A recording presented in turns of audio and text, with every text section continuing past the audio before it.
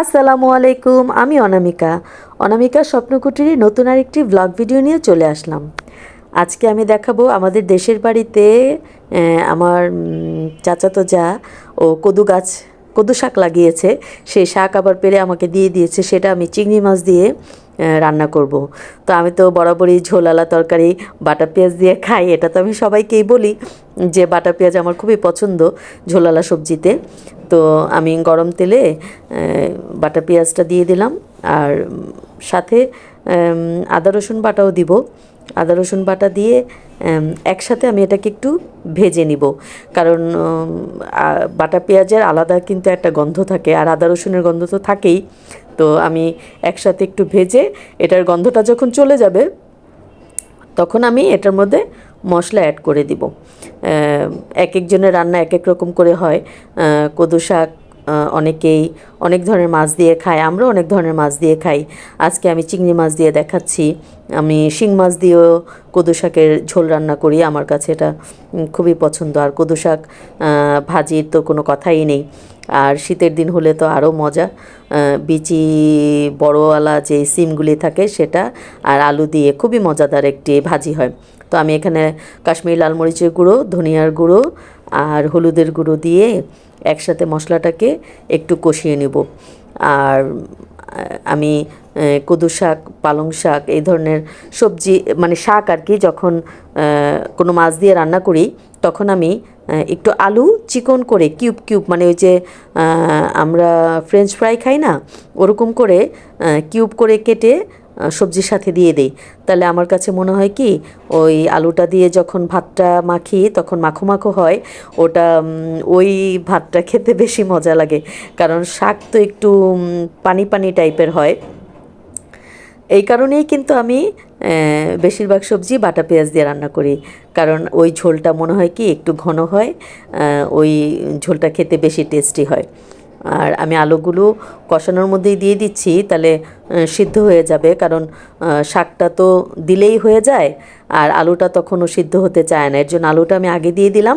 আলুটা সিদ্ধ হলে তারপর আমি মাছটা কষাবো, তারপর আমি শাক দিব। আর কদু শাক কিন্তু এই শীতের সময়, এখন অবশ্যই কদু শাক যে কোনো শাকই 12 মাসই পাওয়া যায়, তবে সিজনের সময় শাকের টেস্টই আলাদা থাকে। যে কোনো সবজি আপনি যেই সিজনে যেই সবজি সেই সময় যেই টেস্ট পাওয়া যায়, আপনি আনসিজনে যখন ওটা কিনে খাবেন তখন ওই টেস্টটা আসলে পাওয়া যায় না। খাই আমরা ঠিকই, শখে খাই, কিন্তু টেস্ট কিন্তু সিজনেরটা সিজনেই পাওয়া যায়। তো কদু শাক, পালং শাক যে কোনো শাকই চিংড়ি মাছ দিয়ে, শিং মাছ দিয়ে, তারপরে শোল মাছ দিয়ে, তারপরে আইড় মাছ দিয়ে খুবই মজা। হ্যাঁ, কে কে কীভাবে খান অবশ্যই আমাকে কমেন্টে জানাবেন। এক একজনের রান্না এক এক রকম, আমি তো বলি আমি যেভাবে রান্না করি সেভাবে খেয়ে দেখবেন কেমন টেস্ট হয়। আর আপনারা কিভাবে রান্না করেন সেটাও আমাকে কমেন্টে জানাবেন, আমি আপনাদের মতো রান্না করে খেয়ে দেখব কেমন হয়। কারণ নতুন নতুন রেসিপি পেলে নতুন নতুন রকম করে রান্না করে খেতে আমার খুবই পছন্দ, আমি খুবই ভালোবাসি। আর আরেকটি কথা, আমার ভালোবাসার মানুষদেরকে আমি সবসময় বলি, যারা ইউটিউবার তারা অনেক কষ্ট করে একটি ভিডিও বানায়, অবশ্যই আপনারা কমেন্টের সাথে সাথে লাইক বাটনটা প্রেস করবেন, কারণ কমেন্ট করেন অনেক কষ্ট করে কিন্তু কেউ লাইক দেন না, এটা খুবই কষ্ট পাই। আর আমি আলু আর মাছ একসাথে কষিয়ে নিলাম, এখন আমি শাকটা দিয়ে দিব। হ্যাঁ, তারপরে ও যেটা বলছিলাম যে সবাই অবশ্যই একটা লাইক দিবেন, আর আমার জন্য দোয়া করবেন। আমি একটু অসুস্থ, আমি তো বলেছি যে আমি দেশের বাইরে যাচ্ছি চিকিৎসার জন্য, আমার একটি অপারেশন হবে। সবাই আমার জন্য দোয়া করবেন। আমি আমার ভালোবাসার মানুষদের কাছ থেকে অনেক অনেক অনেক দোয়া চাই, আল্লাহ যেন আমাকে আরেকটু হায়াত দেন, আমি যেন আর কিছুদিন সবার সাথে বেঁচে থাকতে পারি। আমি সবার কাছে অনেক দোয়া কামনা চাই, দোয়া আশা করি। আমাকে যারা ভালোবাসেন অবশ্যই দোয়া করবেন। তো আমি ওই মশলা, মাছ আর আলু কষানো হয়ে গেছে, আলুটা অলমোস্ট সিদ্ধ হয়েছে, আমি তখন শাকটা দিয়ে দিব। শাকটা দিয়ে শাকটা একটু নেড়ে চেড়ে একটু কষানোর মতো করে যখন আমি ঢাকা দিয়ে রাখবো, ঢাকা দিলে পরে আমি দেখবো যে কতটুকু পানি ওঠে, কারণ শাক থেকে টাটকা শাক হলে কিন্তু বেশ ভালো পানি হয়।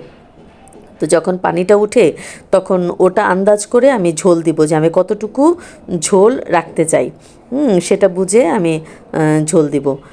আর এই মানে শাক যেটা সেটা কিন্তু এটার যেই পানিটা ওঠে সেটার পরিমাণ বুঝে তারপরে পানি দিবেন, নয়তো কিন্তু পানি শুকাতে গেলে বেশি পানি দিলে পানি শুকাতে গেলে আপনার শাকের কালার সুন্দর থাকবে না, টেস্টটা একটু অন্যরকম হয়ে যাবে। যার কারণে আমি এই কথাটা বলি যে আগে শাকটাকে ঢাকা দিবেন, তারপরে ওটার যে কতটুকু পানি ওঠে সেটা বুঝে যে আপনি কতটুকু ঝোল রাখতে চান তা ওটা বুঝে আপনারা এটাতে ঝোল দিবেন, পানিটা অ্যাড করবেন। আর এই শাকটা যেহেতু একদম টাটকা ছিল বেশ ভালোই পানি উঠেছে, অনেক পানি রয়ে গেছে, আর সাথে হয়তো বা অল্প কিছু দিলেই হবে। তো সবাই আমার জন্য দোয়া করবেন, ভালো থাকবেন। আমি আপনাদের জন্য অনেক অনেক দোয়া করি। সবাই ভালো থাকেন, সুস্থ থাকেন, আমাদের সাথে থাকেন। আর আমার চ্যানেলটিকে সাবস্ক্রাইব করবেন, লাইক কমেন্ট শেয়ার করবেন। ভালো থাকবেন সবাই। আর ওই যে বলি, যারা ইউটিউবার সবাই অনেক কষ্ট করে ভিডিও বানায়, অবশ্যই কমেন্টের সাথে লাইক বাটনটা প্রেস করবেন।